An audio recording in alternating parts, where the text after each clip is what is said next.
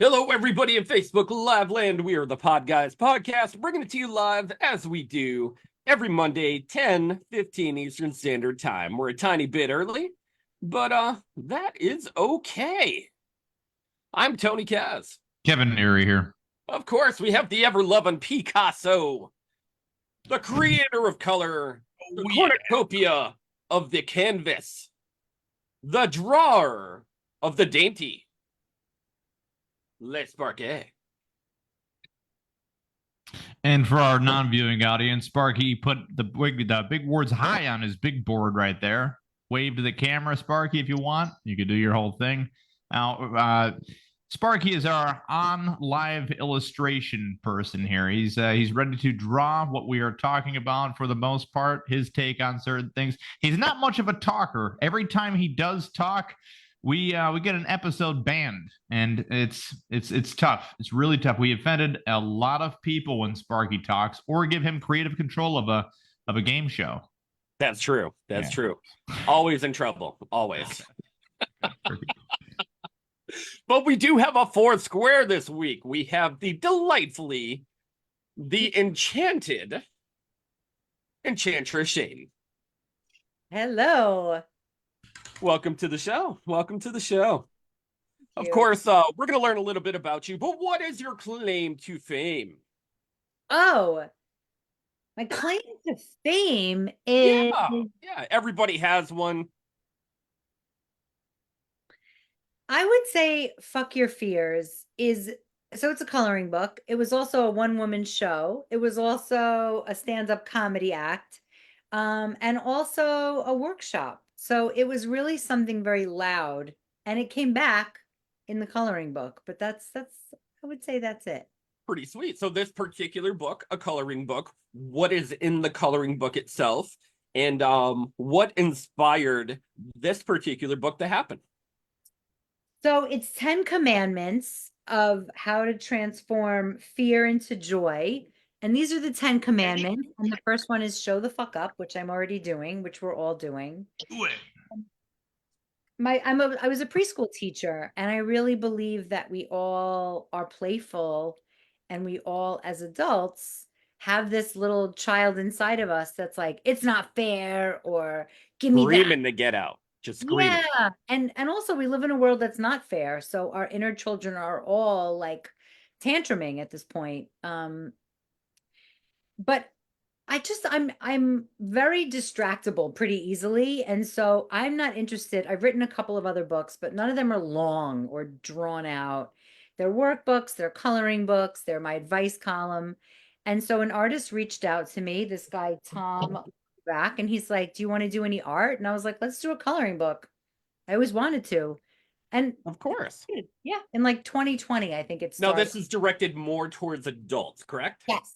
It's towards adults, but it's not, it's a workbook, and it's definitely for teenagers. I mean, it's not lewd, but like if you know what pictures look like, there's like, feminine looking shapes and Yeah.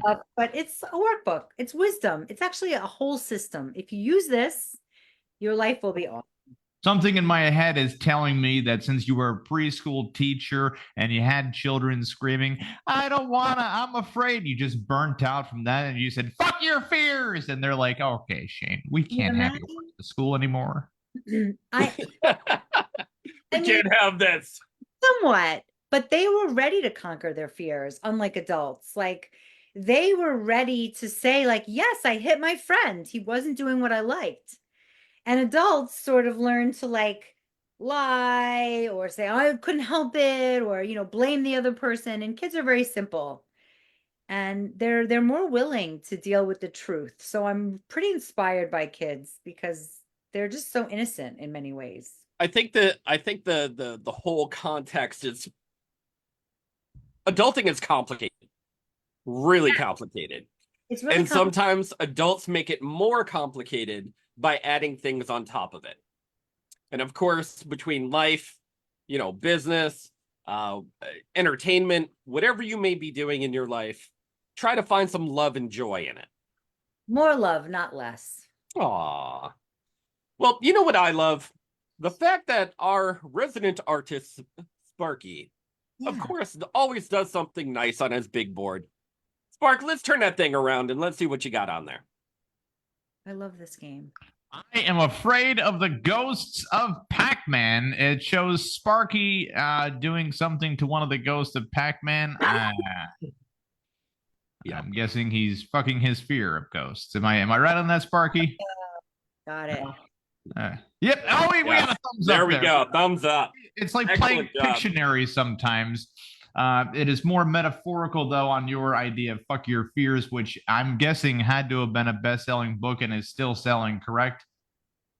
It was a bestseller on Amazon in the Nice. category of in several categories, but the one that it came out was number one was popular psychology and creative genius. Now we have a lot of great reviews here from you. They were calling you a spiritual teacher, behavioralist, and a community leader. Books that change your life. Top 5 books that change your life is Fuck Your Fears.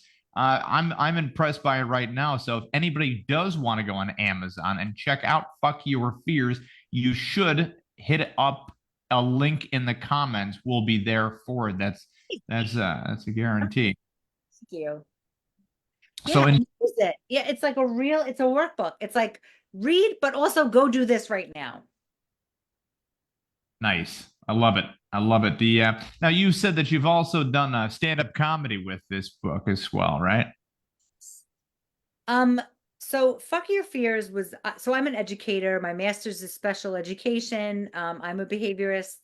And so coming up with the title that had fuck in it was kind of like my version of I'm not doing that anymore. I'm not working within systems that don't work. I'm not teaching kids to sit down for 8 hours and then go home and do homework. Like that doesn't work. It didn't work for me. I don't want to be part of that system. So having this other world of me helping adults and other kinds of people, it's like, yeah, fuck your fears. Like, let's really do the work. I'm not going to sit around teaching you stuff that you're not going to use, that you're also learning, that learning is horrible. And so now I do a lot of speaking gigs and keynotes and stand-up comedy stuff that educates and entertains, whether it's a conference or, somebody's work organization, something, because nobody wants to learn in a stale environment. Nobody actually learns in a stale environment. And a lot of things have been retaught that don't really need to be taught. And I'm talking about the death count with history. Dude, why do I need to know how many people died at the Battle of Bunker Hill? It already happened. It's never going to help you pay your bills in life, find what makes you happy ever. It's just it's a reminder of how violent society could possibly be. So mainly all of history. Now we have new history that is like 9/11. Okay, we got every conspiracy theory out there when it came to the 9/11 holiday. Here I'm reading on Facebook every September 11th, and you're from the New York area, so it's just suspicious as hell. We will get always one version of what happened and then another version of, but did it really? And I think that's the wisdom that most, systems don't want us to have, which is like questioning things and really wanting to know and understand. They're like, here, just buy another house or go on vacation or just focus on you have to have canned food every night for dinner. So I think more importantly, the war that we have within ourselves is the best one to focus on, because then we can actually be present and clear and listen and make our own decisions. Because when people are afraid, they're easy to lead. And you can lead them wherever you want because they're like, man, I'm just grateful I have a roof on my head. But it's like, what if you actually had a say in your life? And there's some things we don't have control over. We really can't. Like they're doing chemtrails to kill mosquitoes. I don't know if that's really true. I know they told me to close my windows for 8 hours. Like that's a little sick, but I don't really have a choice. I'm not off the grid and stuff like that. But I do have a choice when it comes to, where I want to take my learning from, what I want to do with the education that I learn, what I want to include in my talks, who I want to work with, what podcasts I want to show up on. And having enough confidence to have conviction in my theories and beliefs, even if they're not taught anywhere else in the world. Yeah, I mean, there are still people out there. I always ask about Pearl Harbor, for example, right? I said, well, why would we go to war after Pearl Harbor? And everyone's answer is like 9 out of 10 people. They say because Hawaii was attacked and that was our state. It wasn't our state. we had nothing. We did not claim Hawaii as a state yet. But I did want to read off one of your reviews. All of these have been 5-star reviews, by the way. This is Margarita Estevez put down wonderful art therapy resource. This book is a great tool for artists or anyone who is looking to create more fun and quality experiences in day-to-day life. It's part coloring book, part guided journal. I already have a couple of friends on my mind I would love to gift it to. Unique and special addition to my journaling toolkit. Now, that's a very great summary. You didn't pay her to say that, did you? No, and I Right, read them, but I didn't really read. It's nice when somebody else reads it. I'm like, that is so cool. Every word chosen. Yeah, it feels like, like some of these people need to have a typo here and there because that was well written. That was suspiciously well written, Margarita. Oh, wow. But no, the book is getting this. Every single one of them are 5-star reviews. Did you have it on? Did you have it on the ability to put it on like a Kindle? No, it's not on Kindle. I'm undecided because it is a coloring book, but I guess people It needs could. to be a paperback. It needs to be paperback. And then in the Yeah. back of every page, there's black, so you could use markers if you want, and it won't soak through. Like that's the preschool teacher in me, because kids, when you get coloring books and there's colors on both sides, it ruins one side. Anyway, those are things that really plague me. So I'm like, let's put a black page behind, and now we've avoided that problem. I'm trying to Shane, find you one seem bad to review me. here. There's nothing. I'm You trying seem to to find me. one. Yeah. Kevin! Go ahead. Go ahead. You seem to me like you're such a giver for the community as well. Yeah. Is there anything that you love to do locally that you do for the community itself? I know you do some things with the Boy Scouts and Girl Scouts as well, or So the Scouts. I did a workshop for big brothers and big sisters. Like anytime I'm available to do things that really matter, right? What I consider matter. And I really believe in the youth. I especially love the youth, like court involved youth or kids that are like, nah, we don't really know what to do with them. And I was a preschool teacher in the morning. And then in the evening, for a period of my life, I worked with kids in prison, incarcerated youth. Mm. And the upsetting part wasn't the kids in prison. They were pretty brilliant in a lot of ways. But it was like when they were 3 and 4, they were sort of treated in a certain way. If they came from homes, maybe parents were angry, so then they were angry. And I'm like, I'm going to these kids in the morning, and then at night, I'm basically meeting them in 10 years. And there is something called preschool to prison pipeline. And I don't really know what a lot about that was, but I taught the kids in prison acting. I taught them improv acting.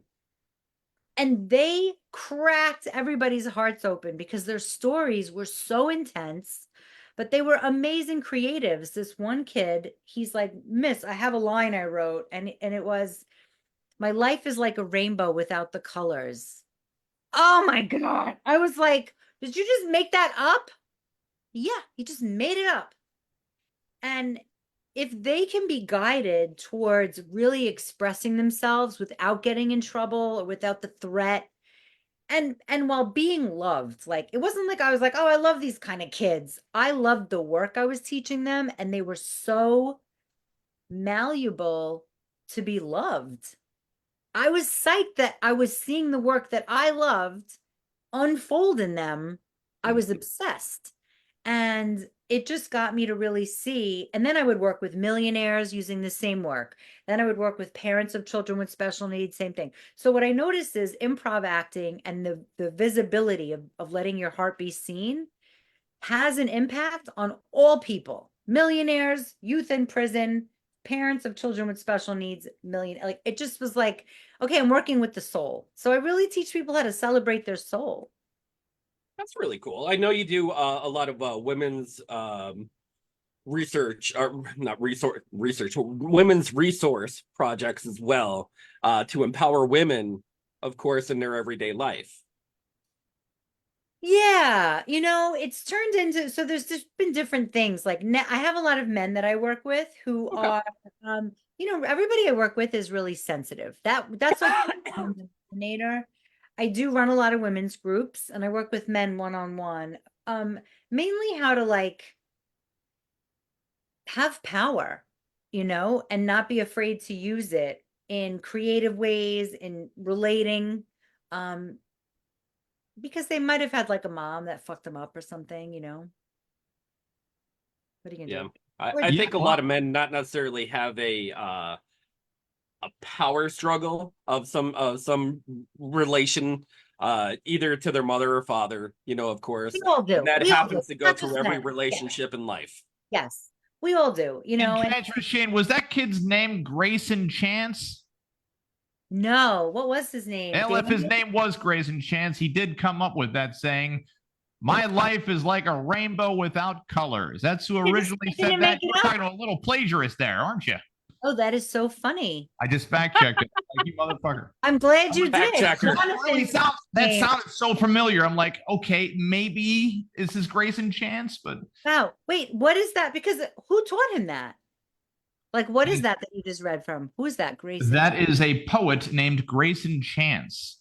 Now, a lot of these books have been handed out in I want to call it poetry. That's great. You got out to him. And he memorized it. Listen, he tried to claim it as his own. What can I say? You know what? This is a wonderful thing. You're seeing the positive in the kid, and I'm just like, I can't help it. Yeah. I can't help it. This kid, son of a bitch, she ripped somebody else off. So he might have been laughing like, haha, she believes it. But you know what? It stuck with me. And here we are. In the class. You liar. Maybe he was the actual creator of ChatGPT and he didn't even know it. He might have been an NPC for all we know, where you're just like, look at you just fucking having, just coming up here. You had a non-player character. Just plugging himself right into the internet.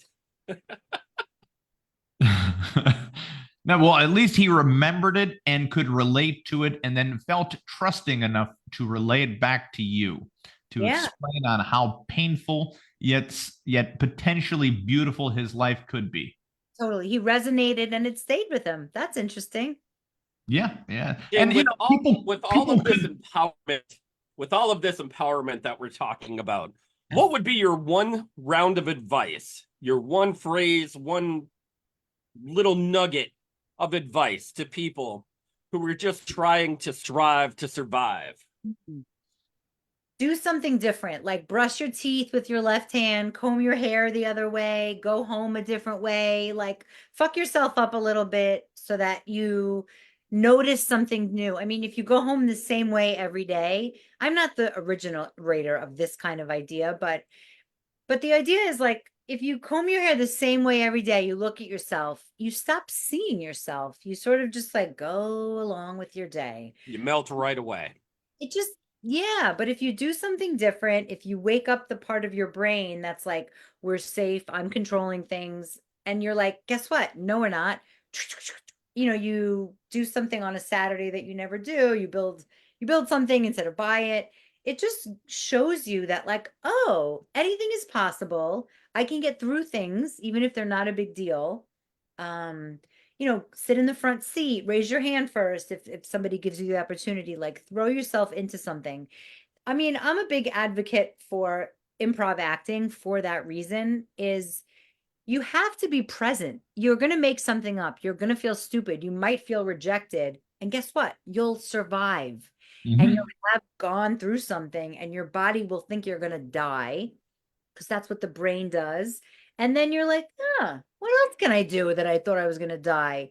And I'm not suggesting physical risk as much as I am self-expression risk. But fuck it. Go for it if you need to. Something needs to change. Is that what Commandment 9 is about? We have ninja boundaries. Kind of. Oh, my ninja's over there. Like, as women, we've been trained to be really good hostesses. Like, just say yes. Just say yes. Do that. Show up. Do this. Do this. And to say no, the feelings of disappointing people might come up. So what? So your boundaries are like to be given fierce. Now, I used to be a people pleaser, and I don't even know if I like that term anymore, but it's okay to be a ninja. Like ninjas are stealth, sharp, accurate. And to do that and feel like, you know what, I'm gonna live, it's okay. And people might be disappointed and they might not like me. And you know what? They're gonna learn from me honoring me. And that's really what that is. People pleasers used to be called doormats, right? Like, wouldn't that be the thing? I taught a course once called Doormat Rehab. It was such a clever name. Um, I don't really think so. People pleaser means like, oh, you put someone else's needs before your own. But I actually think it's about being so sensitive that if I say my boundary, I can now feel the other person's disappointment. And that's like, ugh, so skin crawling. So But it's more of an empath. yeah, I think there's something in there. And it's not like, oh, you're people pleasing because you want to be nice. It's just like you want to avoid confrontation because confrontation is like uncomfortable. Mm. But I think it's definitely a long conversation. And I think there's no absolute there. It's just like, wow, I've said yes again. And I love giving out tools that are like, it's hard for me to say no. I hate saying no, but I'm going to have to. Like you Yeah, can, I've come very comfortable with the idea that no one will ever be satisfied, ever. So anyway, right. how are you going to please somebody who is just a well of empty satisfaction? You're going to be at it all day. It's going to take all of your energy. And eventually, you should come to the dead end of, I should have said, fuck this for a long time over. Yeah. Like some people never get themselves out of that. I often think about the on TV relationship portrayal of husband and wife between Archie Bunker and Edith Bunker, where, the dynamic there was Edith was there to calm every ego, ego tick that Archie Bunker had with society at the time, with change, with aging, and all of that nice stuff. She was there as his complete comfort. And probably one of the best episodes was when they killed off Gene Stapleton's character, Edith Bunker, and Archie woke up. And Archie woke up and he said that it was supposed to be him first rather than her. And I think that's the way a lot of men feel that have been catered in a relationship for that long, where they get the life insurance. And then they made Archie Bunker's place, where in replacement of Edith is a little girl. And that dynamic is kind of the same, only Archie at that point is the one catering to a little girl trying to grow up, realizing that maybe her parents are rejecting her that whole time. So it's showing the whole All in the Family, not really controversial. I can't believe when people say, oh, you can't have a show like that anymore. You can totally have a show like that. That's why they have reruns, and it's totally fine to watch. But you can totally show the ups and downs and uncomfortability of human reactions to any situation. This is why The Office worked so perfectly, without a laugh track, totally naked, totally stripped down, where you're stuck in those cringeworthy moments that Michael, creates throughout the whole entire show. But I'm just, well, you just see these family comedies, of course, throughout the ages. And even the Edith Bunker, All in the Family. You have your Full House, which showed a family of, rambunctious. You have even up to today. With no mom, right? Was there no mom? No mom, and then they basically took the concept of my two dads, and then they said, let's throw in another dad. and then they said, well, wait a second, let's have 3 girls, 3 men. That was a weird setup, because after a while, you're waiting for Uncle Jesse to grow the fuck up. Dude, you live there still? I mean, you live there and you have twins? How are you pitching that to your wife, Rebecca? Yeah. Right. But it was still a family setting. It was still a family setting. It would make more sense, Tony, if that show was a secret cult that Bob Saget was running. Yeah. I don't really know a lot of shows. I mean, Modern Family, because I've seen some, ads for it, but Yep. I don't know what show is edgy these days. I mean, mostly it's like series, like TV, like HBO or Netflix series. But it's not like Well, TV's become a thing of the past, unfortunately. I just want to bring it full circle back around to the people pleasing aspect of how how you were saying earlier about how women are conditioned to be good hostesses. Yeah. We get different toys to play with when we were growing up back in those days. Boys were getting the guns and girls were getting the baby dolls. They were being taught at a very young age on how to be nurturing and how to protect the one who is nurturing. And it's the people nowadays that complain about kids being conditioned either are unaware that they were already conditioned to feel a certain protectiveness and how they were raised to begin with, and on the same hand they're also spotting and are wide awake and wide aware of knowing that you can program people in a certain way if you want to. So there's a lot of fear based around that idea on top of the whole situation.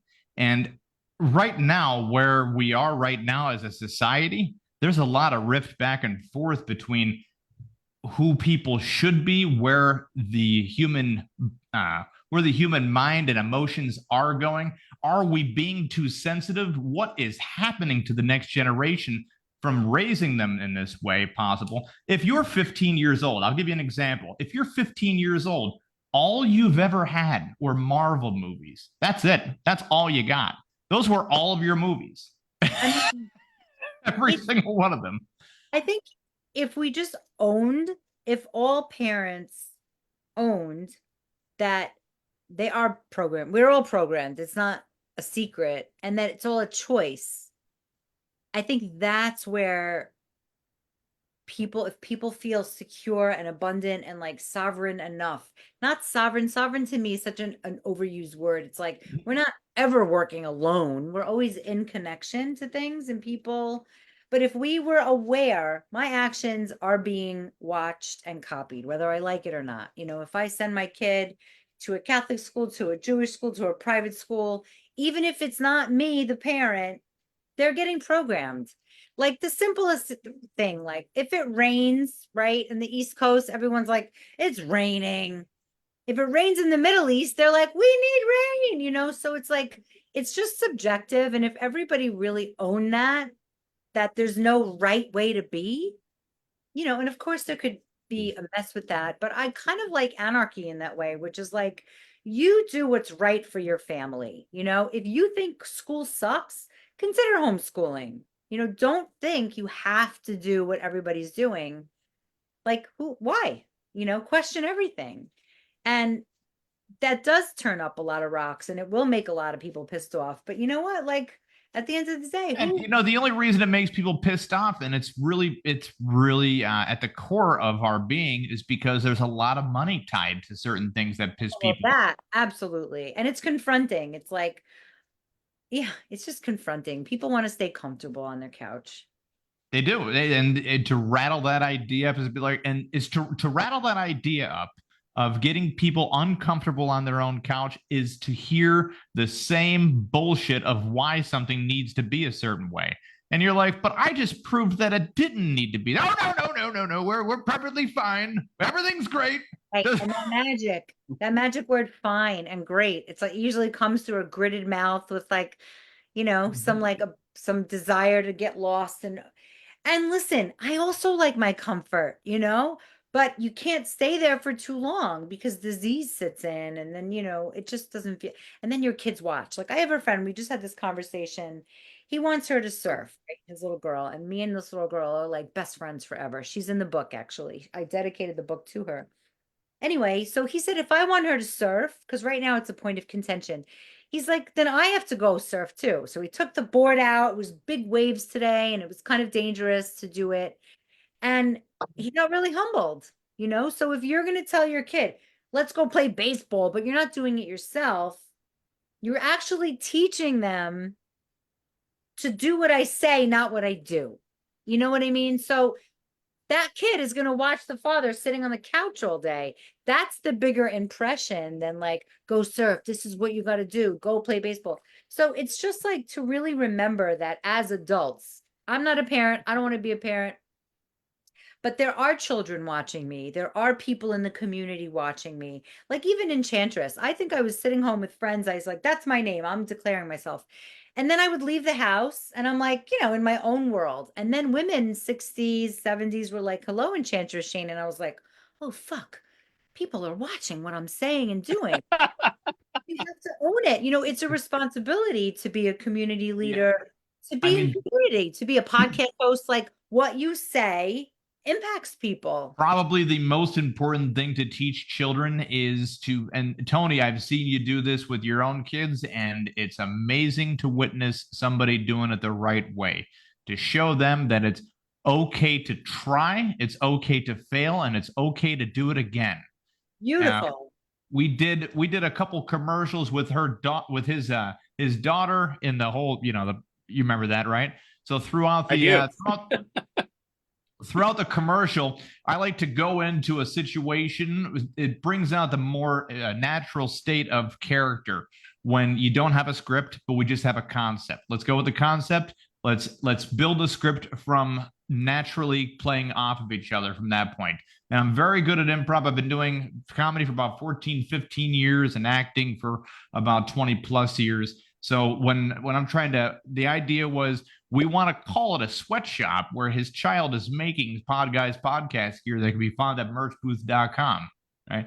But you don't want to say the word sweatshop because you don't want to push the funny part in there. So I want my sleazy character to call it a learning center. Great. Yeah. But his daughter was able to do take 1, take 2, take 3. We must have done 8 takes. Tony was very encouraging, starting to put the props there. I'm fine with working with somebody as well on how to deliver lines, and Emma did an amazing job. To watch that commercial, to watch that short, you would think that she had done acting for a couple of years and years and years and had been trained by professionals. I think she did a little bit of acting, yeah. She did do a little bit of acting. So, but no, that it came out perfect, and to just to show people that it looks perfect at the end, but it never starts that way. Like life. Wait, how old is she? At the time of the commercial, she was 14. Okay, cool. Yeah. Listen, at that age, before 25, like our brains are still developing. Anything's possible. And if there's like a container, a context, that's like enough. Yeah. Wait, what's the process with Sparky? Do we ask him to turn it around? Turn it around, Sparky. Yeah, of course. Of course. What do you got there? I got this. Oh my God, somebody's jumping the shark. Wait, or surfing. And there's a shark. Oh, I like it. I like both. Mm. I saw that as take a risk. Number 6, take a risk. Take a risk. I kind of, realized that the old directors of Jaws met up with the new directors of Twister, and they're like, wait a second. So nobody's combined sharks and tornadoes yet? What the fuck? Have we done this yet? We had a shark sighting again today here in Rockaway. Did you know that? Oh, no. Yeah. And the shark sighting? Gone. Yeah, the lifeguards are gone because I gotta fact check you on this one, because we've heard stuff over the past week and a half of they're eating the dogs, they're eating the cats in spring. Oh yeah, no. Shark sighting. What the hell? Yeah, I didn't see this one, but I saw the last one. Scary stuff. Yeah, there's some stuff going on with not necessarily even great whites, because the great whites have diminished in numbers. But there's a lot of tiger sharks and hammerhead sharks that have overpopulated and are crazily really invading the hammerheads are down there. Something, I kind of feel like just dialogue writing where it feels like something's spooking the hammerheads from way down there. There'd be no good reason for them to come all the way up that far. We don't know what's going on. We have no idea. Listen, I'm really curious about the fact checking. I like that you do that. I never do that ever on anything. The aliens. The aliens are in the water. I'm going to speculate. They're down there. They started. during the beginning of COVID. Didn't they slip in? Yeah, there's some alien activity. Remember I that? think a lot of things were going on before COVID, right? That need to be mentioned because people were they were constantly asking, like, where is Jeffrey Epstein? He didn't kill himself. Bullshit. And then they said, you know what? If we raid Area 51, they can't stop us all. And they're like, all right, people, all right. Everyone's going to learn how to wash their fucking hands. We got some kind of weird Chinese. Like, here, go learn a TikTok dance instead. Don't worry about that stuff. Yeah, everybody, everybody needs 3 months off. Take 3 months off. God, we're like, yeah, we don't know. So that's why it's like, forget all that shit. Just hone in on yourself, your family, your community. Make sure that you could do the most you could do and have fun. Have the most fun you could have. Get curious. Get curious is one of my favorite commandments on here to transform you into joy. Get curious. That's number 3. Yes, I would say that's most important when you're fighting with someone and you can't sleep or you're making them wrong. But like, what were they thinking without analyzing, but just like, wow, seeing you, my heart starts racing and I want to clench my fists. Like, wow, what's that about? What's it like to hear me say that? Like, really going deeply curious into what is instead of being right or wrong. I think that's where, I mean, we could watch our whole country, our whole world right now about right and wrong. And it's like, no one's going to win in that instance. But if we just get curious, not even just, if we get curious. Have any Christian and or Catholic groups came after you because you call it your 10 commandments? No, but it's the first 10. So it's like, I'm Jewish, so I can get away with it, All right. No, but she's God's chosen people, Kevin. Nobody has. And the truth is, so as I was a preschool teacher, I was a stripper for 11 years at the same time. And I talk about that. And nobody has ever said anything. You know why? Because I don't give a fuck. Like, I bet you that goes over great at PTA rallies. You know what? I can't stand, if people have a problem with somebody stripping and teaching at the same time, then pay teachers stripper money. Yeah. Yeah. There you go. Problem solved right there. Great angle. But the truth is, it really was like, that was the beginning of my Fuck Your Fears show. It was like the boundaries at both environments were very much the same. There was a lot of like, no, no, no, and no, no, no. Like, it was, so it's kind of funny how those two populations gave themselves permission to play. There's like locations to go to play, but women really didn't have that. Like, you can go shopping, you could go eating. What else? That's it. So number 2 is really an homage to like, everybody gets to play. Well, we do too. And I'm not to say that, men shouldn't play. Everybody should play, but it's a playful environment. Like, men go there, women go there too for pleasure. And so to just, give everyone permission to make play important, I think is really, really important. So this just goes to show everybody, go to your local strip club. Support a teacher. Spend a couple dollars. Every dollar you give, some people are going to strip clubs. They're cracking open nickels. They're laughing their ass off, making it hail instead of making it rain. Don't make it hail. It's not funny. Make it hail. If somebody has easily bruises, then they end up walking out of there looking like a leopard. Right. It's never a good time. time. On the state. There's 3 rules to every strip club. And it's the 3 main rules. Never bring change. Never. Yeah. Never, no. It's just tacky. Number 2, never tease your stripper, or she's just gonna kick you in the nuts and kick you out. And number 3, never roll your dollar bills into a paper airplane to throw them up on stage. Wait a second, Tony. I don't agree with number 3. That. I think number 3 shows a little bit of class and art right there. How about yourself? A little bit of love, a little love. Yeah, a little bit of like focused play. I don't know. You do that with $100 bill, I'm sure. Yeah, do the $100 bill. You can make airplanes. Right. Here's the rule adjusted. If you make paper airplanes with your money, let it be a 50 and above. That sounds fair. That sounds fair to me. And to be truthful, like, I had the most, I know it sounds crazy, but I have to say this because people forget or they don't why would they even know? Forget about forget. I had a lovely experience. I never had any bad experience. One time there was a language situation and the guy just didn't know. And so I had the bouncer throw him out, but he was so confused. He started crying. He was upset that he upset me.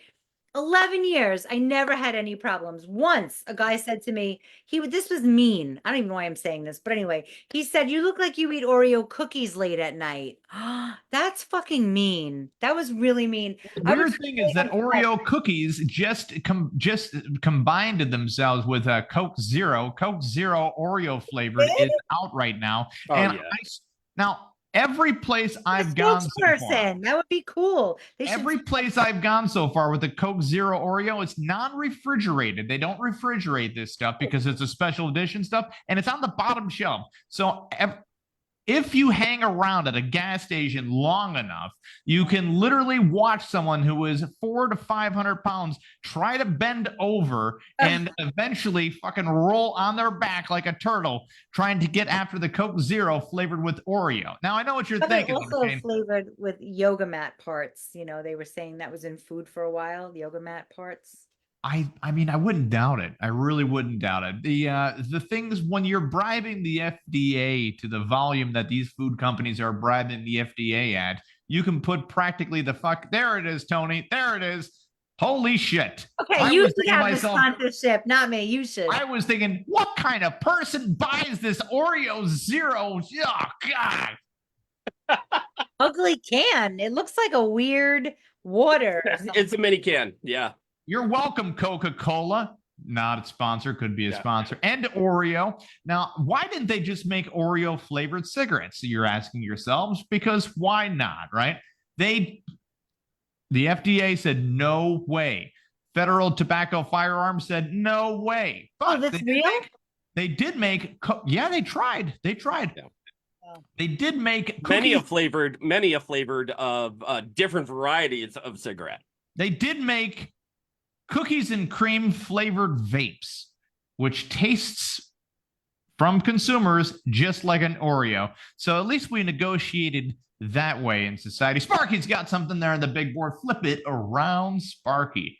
I feel like we're getting there. We are. Tell your kids, make it rain. There you go. That's like part of a joke I wrote once. Yeah. That's classy. Classy. Sparky, you get a free coloring book for that one, you know? Yeah. Now it is a good book. Literally, we have no bad reviews on it at all on Amazon. So you can find it on Amazon. I love it. Honestly, I love it. Let's do a contest. Let's give away one. You want to do a giveaway? Tony, you down? I just thought of it. You can do it, of course. Why not? What should be the contest? Like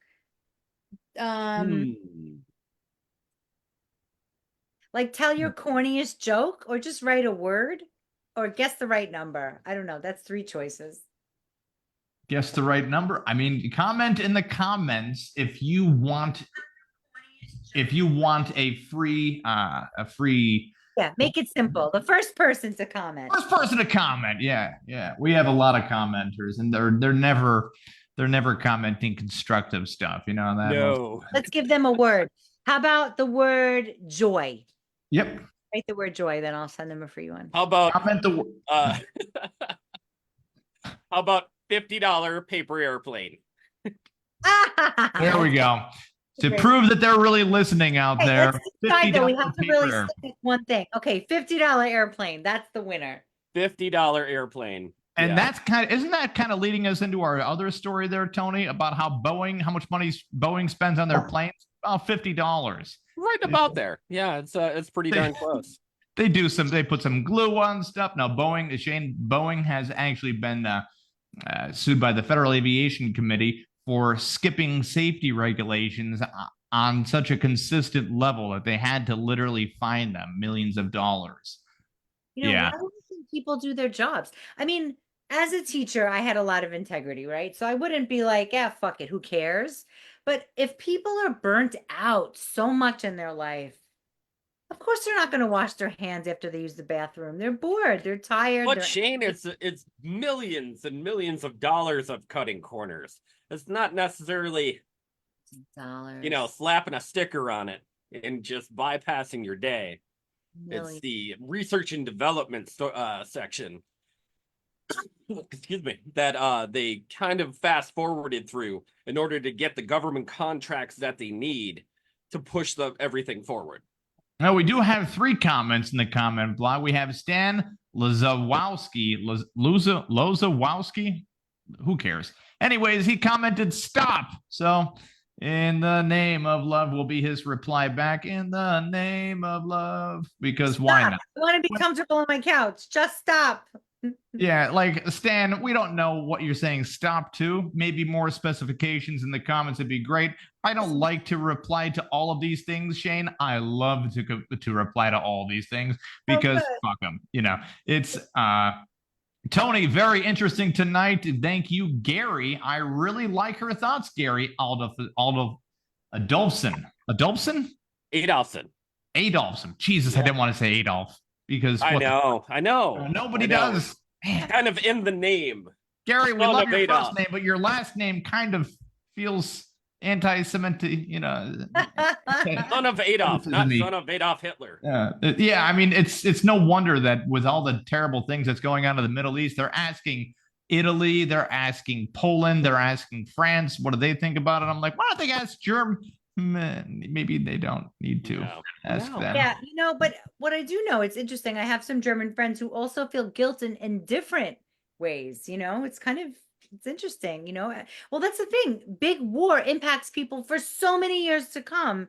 But the fact that we're in it, it's loud in my life. I'm Jewish, so I'm like, I really try to keep it positive and watch positive stuff. But if my eye slides the other way, it's like you could really go down a rabbit hole of depression and despair. And it has an impact on people forever. It's just wild. Like, we really have to play like our lives fucking dependent on it. It really does. Our health depends on the way we feel when we wake up in the morning. And if you feel yourself, I don't know how I went on a tangent, but I mean, listen, I don't live. I 100% agree because my heritage is from a Jewish background as well. And, a long line of hatred and bigotry and all that fun stuff that of course sweeps its way in is it's a rough road to cross.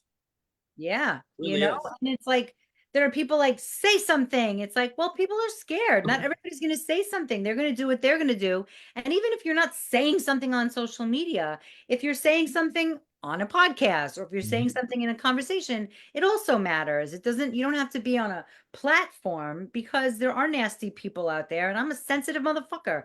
If somebody writes something mean, ouch, it's going to affect my day. And I help people. So I have to take care of my energy, take care of what, comes across my eyes. And so I want everyone to do that too. So like, get your collections, do your art, like make sure that you're taking care of your self-expression so that you're not letting other people create it for you. Of course. Yeah, I don't know, man. I was raised Catholic. When we were kids, if we were bad, we were taking it in front of statues of bleeding men and saying, apologize now to the statue. Like, what the fuck are you talking about? Nowadays, you think like, why was I giving such a heartfelt apology to a statue? Why? And on top of that, what kind of blood alcohol content was in the adults' idea when they're like, I'm gonna walk my kid down to the nearest church so that way he can apologize to a statue. And also all the other adults saying that's the right thing to do. I don't know, Kevin, you were an altar boy. That's all I was an altar boy for 5 years. Yeah. And this was before the invention of Viagra. The Viagra was put onto the market in 1995, and they tested it on people that they were wanting to make sure who were not sexually active, which were priests at the time. No joke. This literally happened.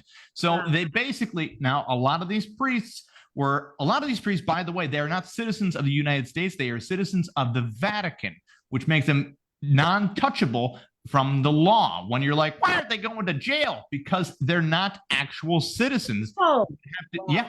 You would have to go to the Vatican and seek permission. And by the time you do seek permission, that priest is in another state and you got to kind of follow it along. And the priest, by the way, can change up his name on the saint if he wanted to. If he says, oh, I now go by Father Luke instead of Father John, warrants off my arrest. Well, okay, we don't know much about that, blah, blah, blah, and kids lie and they're scumbags. But in the year 1995, they gave these priests Viagra. So even if the priest was too old to molest anymore, holy crap, the bullet and the lead was put back into their fucking pipe unit and they're ready to roll again. They're like, holy crap. I mean, of all the things you could pray for, a way to molest children again should not have been a prayer answered, in my opinion. Just throwing it out there. It's wild. And I'm guessing they were praying a lot for that, being the crazy, being all the time that they had to pray. And God's like, fine already. All right. I guess we'll make this happen. Magic loopholes. Where, if God's getting a bunch of mail all day, he's like, molest children, molest children, molest children. All right. Can we just make this? Let's call it something else and make it pharmaceutical. And if prayers do happen, I mean, you have Rogaine and Viagra that made its way right to the fucking. So people are just praying for their boners and their hair back. Either that or politicians were men for a long time that had both of those problems. And they're like, all right, all that cancer money, bring it over here. Baldness. That's most important. Yeah. Priorities. They read The Secret, and that was the most important things. That was on the list right there, which if you have ever read the book The Secret and you're watching right now, your life is probably still in ruins. Wow. Yeah. I'm glad you went right down the rabbit hole with that. It's not even much of a rabbit hole, dude. I don't do a lot of research, and I was able to find that. Like, but no, I was an altar boy for 5 years, and we did the whole Stations of the Cross idea, which is just a long and drawn out. It's basically a poor reenactment of the Passion of the Christ movie made by Mel Gibson. Yeah, just utter crap. Like people were so angry at each other back in those days, they would nail them to wood. And Jesus, by the way, could not have been king of the Jews because he represented himself. Tell me one Jew that doesn't know a lawyer. Come on now. That doesn't matter. Not one. He's like, I don't know anybody. I think I can take this on. Shane, I do have a question. Being a New Yorker, yes. Of course, the piece de resistance of New York is its fine culture, its fine food, fine theater. And I've seen some amazing stories lately about people eating rats in New York City, to be exact. Roasting the rats. Is that a thing? Roasting rats on the street. Oh, I have not on the street. I don't know of that. I have seen rats. There are rats. I don't know anybody that's eating any. I do know that we have raccoons where I live, and I had a possum living in my house for 2 weeks once. Ooh. Invited, non-invited? Uninvited. I thought it was a mouse. I was like, whatever, but it has a long tail, but whatever. And then one night I came out and all my glasses were breaking, and I'm like, I opened my door and I see this. Yeah, I totally switched the subject. I don't know anybody eating rats right now. I don't know who is doing that. I don't want to know more. I hope they're not doing it because they're hungry and they can't get food.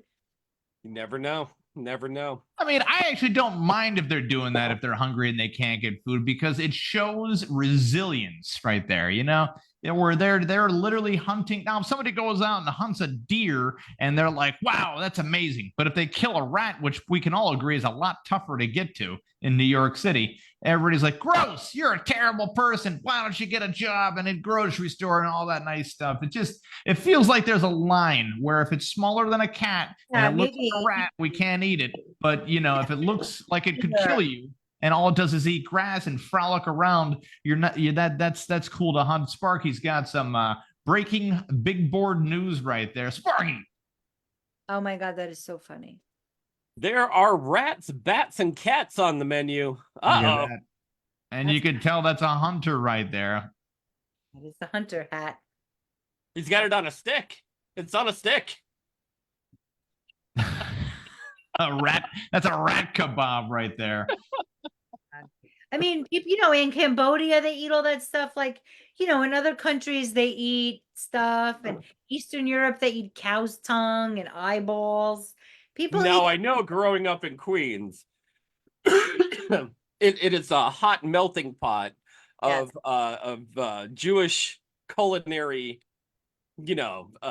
extravagance. There's all Course. kinds of stuff. I mean, I used to live off of Flatbush Avenue and there was like chicken feet in the back and all kinds of stuff. People eat it all. We're pretty resilient, I think, as a human culture, as a species, when it comes to eating whatever you got to do, right? What was that cannibal movie when they like froze on the mountain and they ate each other? Oh, Alive. yeah, they had to choose. They just Alive. Alive? alive. Yeah. When you're in that predicament, you got to do something. I mean, if you're looking for a feast of a cat, we did post a dailymail.com news of a roly-poly cat. He's a fat cat. He's a 38-pound cat, so fat he can barely walk, has failed in his daring escape from a pet diet center after getting stuck in a shoe rack. Yeah, he was found by the staff after breaking out of his enclosed. Now he broke out of his enclosed area where he'd been on a strict diet of exercise regime, and it's an unfortunate photo shows the ginger tabby trapped in a shoe rack. And isn't that just more of the concerning news? First of all, who fed this Garfield wannabe so much fucking food to the point where that's abuse? 38 pounds in this country. Yeah, people just feed their dogs. Like I've seen dogs, I'm just like, this is not okay. If it's like a Chihuahua and it has a very wide body, its little legs can't hold up its whole body. I know we have such breaking news on the Podguyz Podcast fan page on Facebook, such as woman in sexual relationship with plane for 9 years said she's finally broken up with it. Plane? A plane, yeah. I know what you're thinking. That plane probably got around. It did. Yeah. More love, not less. If you want to love a plane, there's weird. People are weird. Listen, people can be weird with other consenting adults. I'm all for it. That's it. Let them be weird together. And But how do you feel about inanimate objects? If it floats your boat and it's not hurting anybody, what about those real dolls? Did you ever see like the I've seen them, yeah. People have whole relationships. I don't know. Maybe they're just like doing some inner child work or some gestalt theory with a doll. I don't know. Whatever. It works. It's not hurting anybody. I believe that there's a show. It was called Real Love, I believe it was called. And it was a show that showed these relationships that people were in with inanimate objects. And a guy was in love with his inflatable, I guess it was like inflatable animals of some sort. And he had probably 30 or 40 inflatable pool toy animals that he would make love to every night. Wow. Listen, as long as he's not using real animals, I don't think that they're consenting, I watched this show, kind of reminds me of like a little bit of the bobblehead setup. This couple loved their thousands of Cabbage Patch Kids, and they would take them out, they would celebrate their birthdays, they would go to play dates with other people. And for the most part, I watched a lot of these shows. I binged them. People loved their cats, but when they loved them and they died, they'd put them in the freezer. Yeah. And they couldn't do taxidermy for all of them because it was expensive. So instead, while they were waiting to get enough money, they would put them in the freezer so that they could take them out and bring them to the taxidermist. They were so deep in it. Another woman did this with squirrels, and she aren't those the only GoFundMe's you feel like throwing $1 at, though? That's what I mean. If someone is so gung-ho, this woman loved her squirrels, and she would do photo shoots with them and dress them up in little different scenes, like the pitchfork and like she would do like art scenes with them, and it was and the woman spoke with such conviction. I was like, wow, this is a real human with real passion about dressing up squirrels. And she said People were talking that way about statues. A couple of years back, this one woman was talking about, and she just put it like this on Facebook saying, "Oh my God, I can't believe they did this to him. This is horrible." And it was around 2020, 2021, where I'm like, what the fuck happened now? I clicked on it, and somebody put a little bit of paint and a little bit of graffiti on a Columbus statue. And I'm like, what the hell? I had to explain in the comments that he'd been dead for years. You know, Columbus, nobody heard him. He's been dead for years. And even when he was alive, he wasn't that great of a guy. He was a quite the scumbag. In fact, he only wanted one boat. Once the Spanish found out what he was going to want to do with the whole idea, they gave him 2 more boats, which just says a lot about the Spanish at that time. I'll give you a nice example. All of South America, I mean the continent, before Spain didn't speak Spanish. That's fucked up. That's a whole continent right there. Think about, let that settle in there for a second. All of South America didn't speak Spanish. Wow. Mexico didn't know a lick of it. Mexico was the original melting pot that had Italy, France, England, and Spain all in that same area at the same time. But if you want to talk about world conqueror for world conqueror, England comes in second to Spain, who, holy shit, when they got bored with all of South America, they went over to the Philippines and many boats. You know how far you have to go when you can't, there is no Panama Canal at the time, so there's no shortcut. You got to go all the way down the fucking bottom tip and all the way up just to get to the Philippines. To fail at conquering the Philippines 5 times over, and then the 6th time when you think that, by the way, you're on a boat, so this is taking fucking years. This is nuts. Storms and all kinds of like elements. They're like, send another boat out there. We haven't heard back from Carlos yet. What the fuck?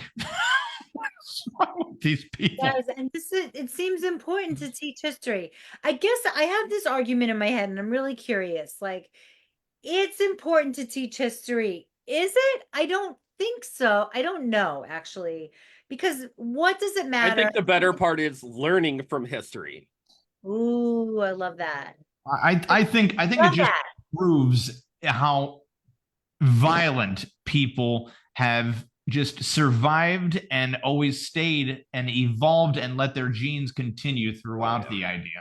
And it's very immature. It's very young. Like, we have to fight to win. Well, if these same violent and greedy people are in charge of current society, we can only know that whatever they're trying to say is helpful is in reality hurtful towards anybody. It's always a trick. You take somebody, my one buddy, he's on food stamps. He doesn't need food. He's too big. He's already too big. If anything, they should give him reverse food stamps, whatever the fuck that would be. Just take food whenever he goes to the grocery store, you know, just when big businesses are looking like welfare, and when welfare is looking like a business, we have an inherent problem with whoever's setting the rules. And the people that are setting the rules are the same ones that were as crazy and psychopathic as possible. You brought up the school system before time, and the school system was immediately brought to the forefront as an idea to educate people so that way we can have reading and math. But in reality, they wanted to make a better slave. They wanted to make a much more educated slave, which was the Jefferson Davis outline of how to integrate slaves into society throughout the time. And people called him an asshole.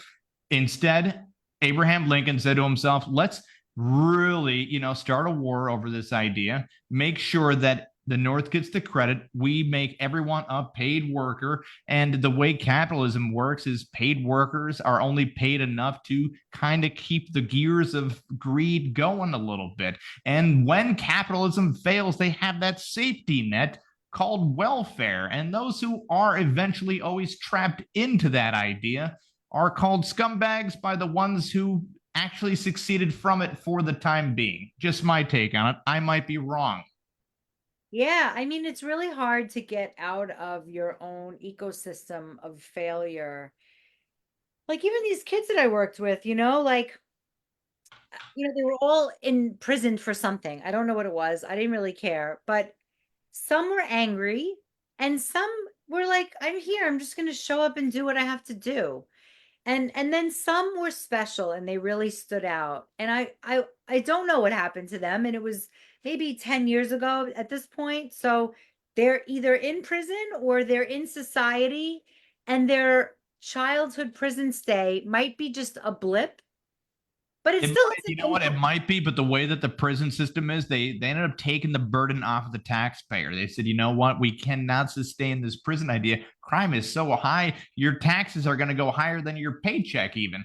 So what we'll do is we'll privatize 80% of the prison, and then 20% will be taxpayer supported. And in most states, it's even less than 20% taxpayer supported. So private prisons have had to find a way to keep people as repeat offenders by putting them in impossible situations. And this is not a liberal standpoint or a conservative standpoint. This is literally the play-by-play of what's been going on in the prison system. This is why 90 to 95% of people are repeat offenders, and the other 5% are either successful, suicide, homicide, or just uncounted amount of numbers that just aren't followed up with. Prisons will charge you for the uniform that they put you in. As far as private prisons go, you will get no toothbrush. Bob Barker's kid, I guess the Barker Association or whatever, had an East Coast tax write-off of basic needs for prisons, and people called it,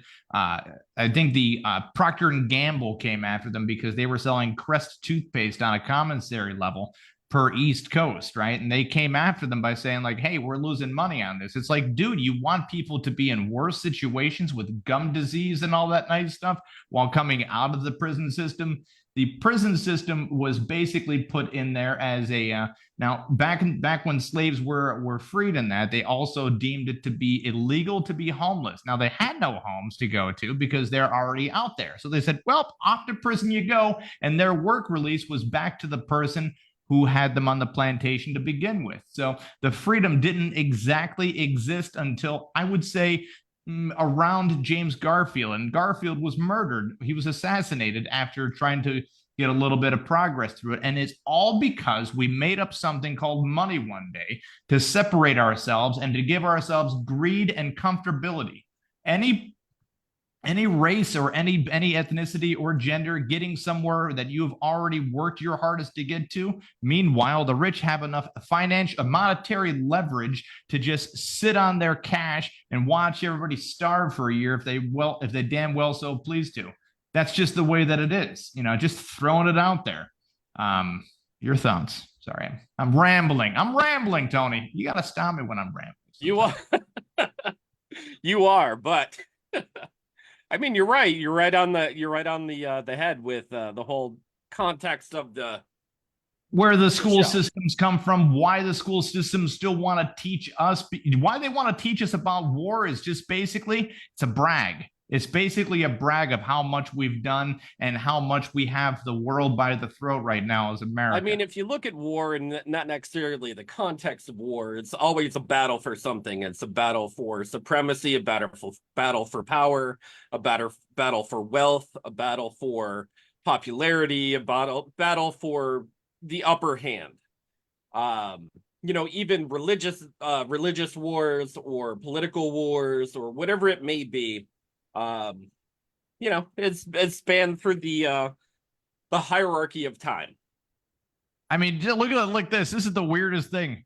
Donald Trump was attempted to be assassinated twice this year, and I've heard about it twice this year.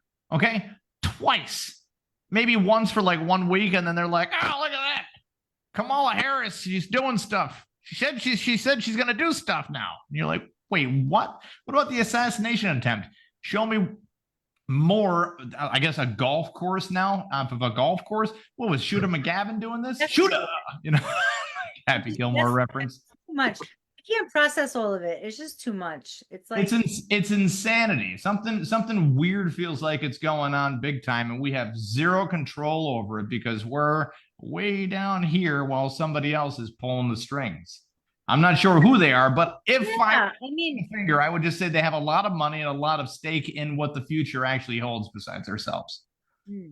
Sadly, this member of the Jackson family actually just died. Tito Jackson. Tito! He had one song.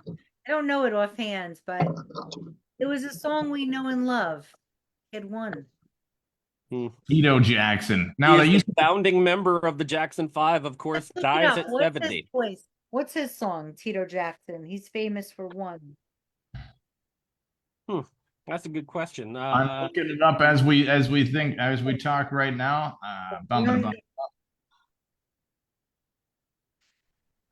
Famous Tito Jackson song. It's just coming up. Tito Jackson is dead at 70 years old. Famous Tito Jackson song. Let me see here.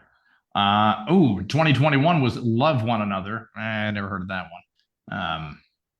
We're going to have to go back to the 80s for that. When Magic Happens, Tito Time. That was off his Tito Time album right there. Big Leg Woman, Under Yourself in 2021. Again, we're going to have to go way back. There's no way anybody's ever heard that song. Yeah, he's recorded and done so many shows. Of course, under his 20 years of blues guitars and, of course, through the Jackson 5, but under his own banner or with the B.B. King Blues Band. Wow. B.B. King I met him. B.B. King was a beautiful soul. But his number one, 4 straight number 1 hits, I Want You Back in 1969. ABC, of course, was his particular song. The Love You Save and I'll Be There. Oh, yeah. That's a big one. New Kids on the Block. Really big one. Yeah. 1970. Dancing Machine. Well, maybe that actually was his as well. That's a good one. Released in 1974. What did he die of? Does it say? What did he die of? Heart attack. He was going to see his sister Janet, and he was driving.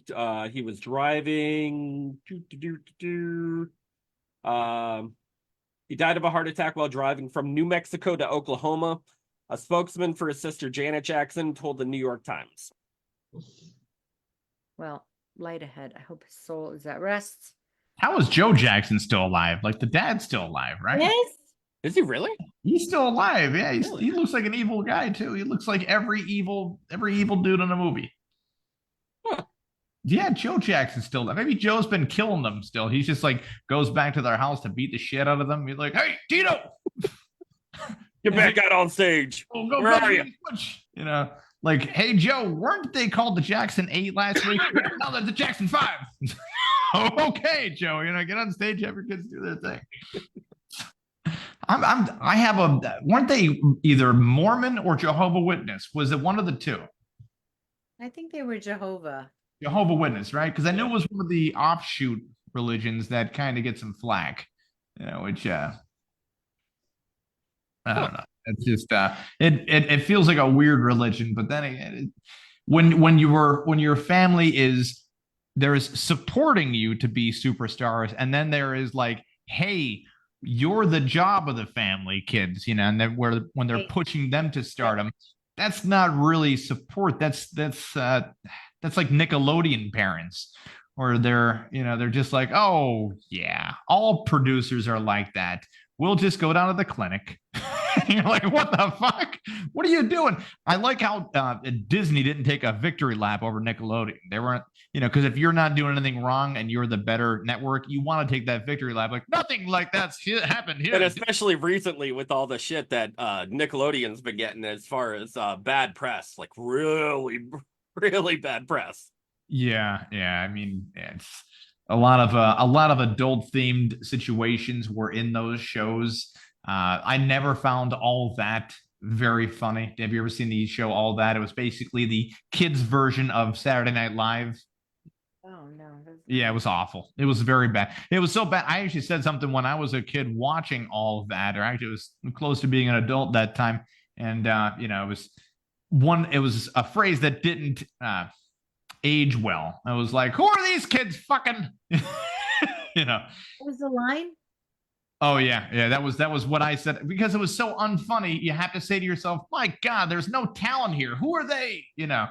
And then there's been a long line of accusations coming around as far as the producers Oh, doing things inappropriately. Shane, you didn't with hear about the child Nickelodeon actors. scandal? no, no. Holy I shit! didn't have Nickelodeon as a kid, so like I didn't have cable. We didn't have cable growing That's up. okay. So it Ah, never so I could see why it wouldn't be in my field. Like I'll look at it after. I don't even know.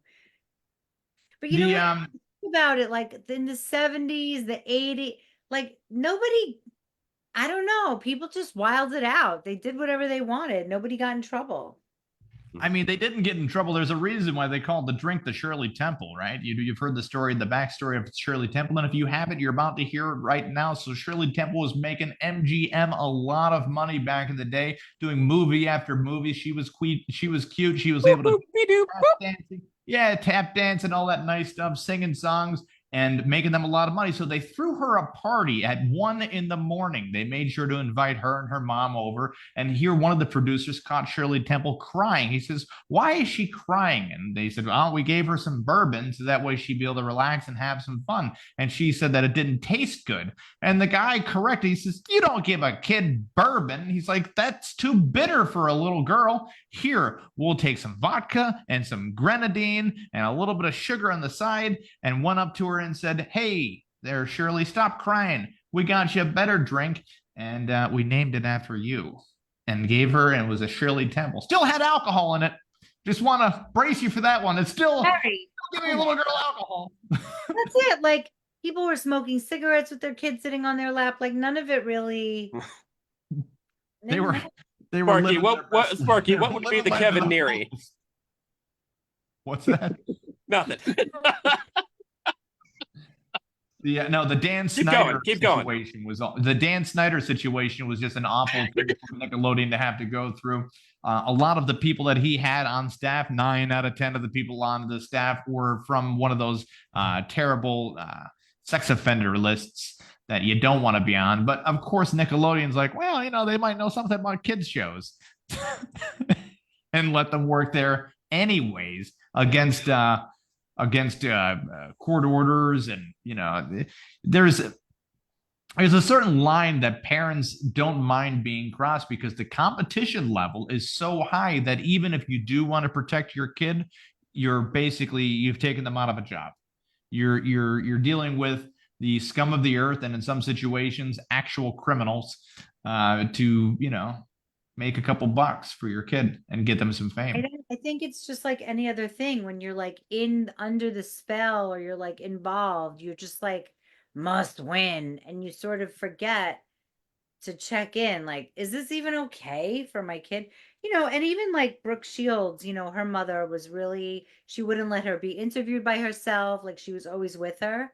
And Brooke Shields shares about it, like, yeah, isn't that fucked up? Like, I never had a moment to breathe or be on my own. So you can't really win, right? But as a child star, you're under the microscope. So we all have stuff. Our parents did the best they could, and they fucked us up in some way. So we just have to like make gold of it. Jane, let's get deep into that. Well, if they want, well, I mean, honestly, if you want to unfuck yourself up, you have to go to Amazon and type in "fuck your fears." Okay.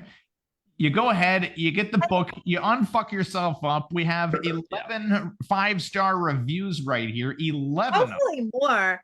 You know what though? The truth is, you have to do your self-development work. That's it. You have to self-actualize and own that shit happened to you. The best Shane, are you going to have it in Spanish? Because you could convert the book over to Spanish, because you're missing out on a whole cloud full of audience right there. Totally right. I also want to do maybe face your fears, so that teenagers could get it without getting in trouble or something. It's not in Hebrew. The word "fuck" is nothing nowadays. Well, I would love to see it in Yiddish. That would be awesome. That'd be great. Steve Badansky said, "I loved this book. It is totally unique, combining the great Hindu sage and guru with a small inner child that wants to be loved. It is about fun more than about having fear. More about using fear than being frightened. You can learn to play games again now, to enjoy your life to the utmost. It is about being creative and being seen and seeing. I highly recommend." And 3 people found that comment very helpful. Oh, awesome. He's an amazing author. If you see his comment, follow his books. He's got like 15 books out. You know what I find helpful, Kevin? What do you find helpful there, Tony? Sparky's drawings. I find them therapeutic Love and it. enlightening. Love yes. These Fantastic. are drawings to live by. Let's see what you got, Sparky. Kevin, I made you a drink. It has water, taco seasoning, taco sauce, and topped with cheese. Taco, burrito. I'm guessing he is he's mocking what my wife will make me a drink every now and then. And she makes great food. She makes amazing drinks. She's from the Philippines. So there's always something new brewing up here at the Neary household. And of course, she does kind of talk in the same pitch of South Park's Jennifer Lopez impression. Oh, Ben Affleck, I love you so much. And you're the best, Kevin. I never get sick of it. I love her to death. And these guys like to, throw it at me every now We like and to then. poke the bear every once in a while. Poke the bear. It's so funny, though. She's like, well, Hey, we're already at the time where we have to end the show, believe it or not. We're up over an hour. This Up is so over. fun. I know. Shane, if people were going to find you, how would they get in touch with you? Well, I like to think of it as a game. If they go to Google and type in Enchantress Shane and see what comes up, you can find me. There's tons of videos. There's tons. Mine took me straight to Pornhub. I don't know what happened. I may have just typed in Enchantress, and maybe you might have done that. it takes you down a weird road. Shane, you'll find a plethora of stuff. I have a lot to say. I have some free groups if you want to work with me privately, if you want to hire me to do a talk or a comedy stand-up thing that's educating and entertaining. I'm also open for ideas. If you're like, my company needs this and this, we think you'd be great, let's have a conversation. But yeah, you could Google me. Do you have things coming up soon that you'd like to plug? Oh, well, go buy the book, of course. That's simple and easy. Yeah. I teach a women's group called Trust Club, and I work with About intimacy and love and woman power. Love and owning a business. We can really love ourselves, and I consider a podcast a business.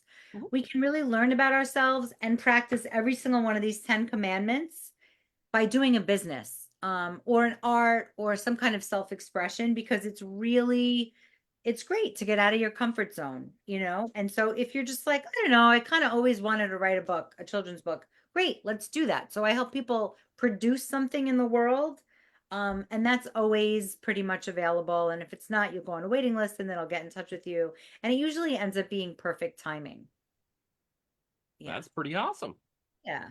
I know you have a what is it? Or no, you just had a water workshop. Oh, so we have another one on Thursday, Women of the Water. Yes. There it is. Yeah, we meet on the beach, then we do a sacred ritual, and then we rent it. No, of course, Rockaway Beach. We go to Rockaway Beach, and then we rent a pool, which is in Long Beach, right over a little bridge. And my business partner in this does something called Watsu. She basically floats you in the water. It's like a combination of yeah, it's really, yes, like being back in the womb. You float, you just let your body, that feels so good if you just do it now, but it's not in the water. And then we go for dinner, and then before that we do an ice bath. I did that once at Kevin's house, and he said, "Why are you in my shower?" It was a weird altercation. He didn't even know you were coming over? Yeah, no idea. He does sleep breaks in sometimes, it's kind of like sleepwalking, only there's a lot louder movements. I tried to borrow whatever shampoo he had, and Yeah, I literally have the cheapest shampoo in the world, Tony. I got Suave. Suave, and I just use a little dab of it because they're like, you see those studies out there saying that a little goes a long way. Shampoo's like detergent, and I'm like, oh, just a little detergent, Yeah. All right, some chemicals, no problem. Well, that sounds really exciting. Yeah, lots of good stuff. Always something exciting. There's always exciting stuff going on. You like to keep yourself busy, and that's a very amazing thing nowadays. Where you're trying to dabble and you're trying to help as many people along the way and entertain myself. and entertain yourself, of course. 100%. I'm also an artist. I sell different kinds of art that I like things of contrast. It's driftwood art, it's called, with really high-end crystals, and if you hang it in the window, it makes rainbows all over. So it's really like about celebrating your soul. And I'm a big fan of working with people who are sensitive and multi-passionate, because like we were talking about, like Kevin was saying, school is here to train you to do factory work, but our most famous and successful people like Microsoft guy, Apple guy, all these guys all went to Montessori school. And Montessori is like follow the child's lead. And so follow your own lead. If you're interested in playing jacks, play fucking jacks every day. Get really deep into it, like bobbleheads. If you're into it, go deep into it. And then if you're bored, I don't think Sparky has really don't gone half-ass it, Sparky. You never know, like, do it your way. There's no one way to do anything.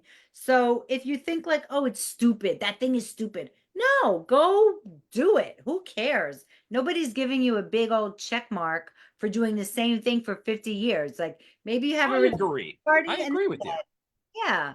I So agree with that. do use self-expression as a way to like get through life. Yeah. I feel like we need to bring something back, Kevin. What do We got? ask a question for every one of our guests, and we've had hundreds and hundreds of interviews that we've done from the entertainment world. Actors, directors, writers, magicians, comedians, artists, entertainers, throughout the whole spectrum of life.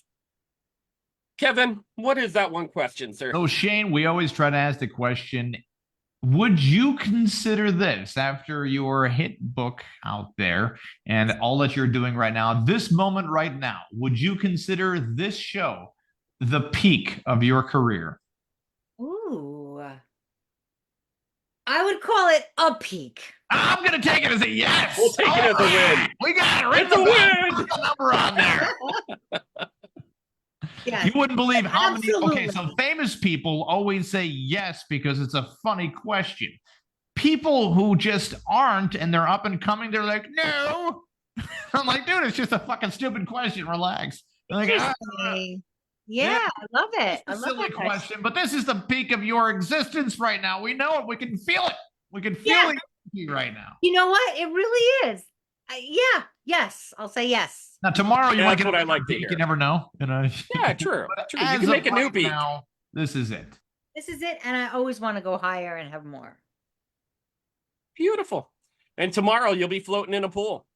Tomorrow there will be a dip. There's gonna be a little dip off. Guaranteed. You're gonna say, God, I woke up and I'm still down on the Podguyz podcast right now.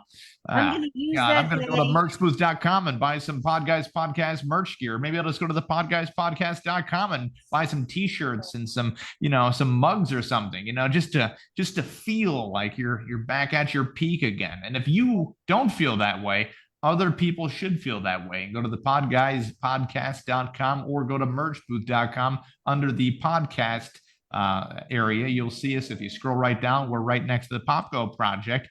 Click that button and find any shirt you'd like. We've had so many orders, Shane, of shirts, mugs, and a whole bunch of that's awesome. a whole bunch of people supporting the idea for us to go live every week. We wouldn't do it if it wasn't for the money.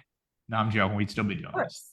That's what that's the reason to do art. No. It's like the first thing. I love that one Steve Martin joke where the Saturday Night Live, he's on Saturday Night Live. He says, he's like, for one day, the only miracle I want is for all the children to get around and sing a holiday song for Christmas. That's the one wish I have. What if I had two wishes? It would be for all of the money in the world and all the power too, and then the children, of course, to sing. And he progresses the joke down where he's like, okay, money, power, death to my victims, children singing around the world, holding hands, maybe women too, right? But it's so great. If you ever watch Midnight Special, that I think it was 60s, 70s show, they have, they're like introducing this new band, Fleetwood Mac. It's like so they have it for comedians too. And he comes out with his banjo. He's just great. He's amazing. He also has a master class that's freaking amazing. I really like Steve Martin. Yep, you're never better than to learn from Steve Martin. 100%. Yeah. Yeah. Tony, anything to add? No, that's it. That is all of our fun for today. Sparky, where can you find us if you were looking for us, sir? You can find us on every single major streaming platform, including iHeartRadio, Spotify, Spreaker, Deezer, CastBox, Pocket Cast, YouTube, Facebook Live Video. All